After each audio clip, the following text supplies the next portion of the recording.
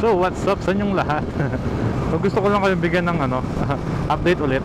Pang-apat na update na yata ito o pang-lima, di ko siguro naman last update na to kasi gaya ng vlog ko na in-upload kanina. So officially open na po yung Seymour extension sa San Joaquin. So hopefully mabawasan na talaga yung traffic dito. And nakikita ko naman dito pa lang usually traffic na, lalo na ngayong Friday. So ayun, mukhang effective naman yung pagkabukas ng daan. Pero makikita natin yan sa ilang sandali. Sa mga taga-Mabalacat, di ko alam kung sawa-sawa na sila sa mga update din. Lagi na lang sila ina-update ng mga kapwa ko motovlogger. So kanina, nakita ko nung pumasok ako, may mga may tarpaulin na ganun. Wow, wala na yung dito, motorcycle lane, galing. Yung cone. So yun ang concern ko kasi kung motorcycle ka, nandito ka dapat sa right side.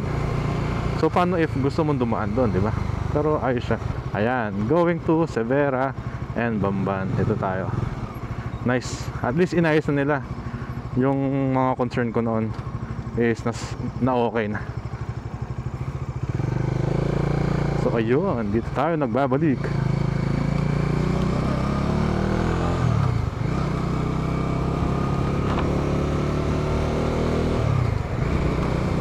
So kanina may tarpaulin pa sila. Hindi ko alam kung tarpaulin o gazebo. Kanina may gazebo pa sila doon eh. Pero yun, it seems na tapos na talaga. Nakikita ko yung mga ilaw. Try kong dumaan mamayang gabi dito.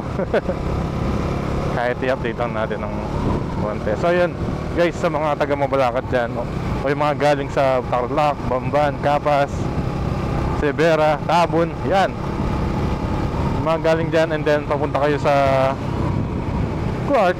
So pwede na po kayong dumaan dito. So no more traffic na basta bandang palengke. Yun lang, gusto ko lang kayong update.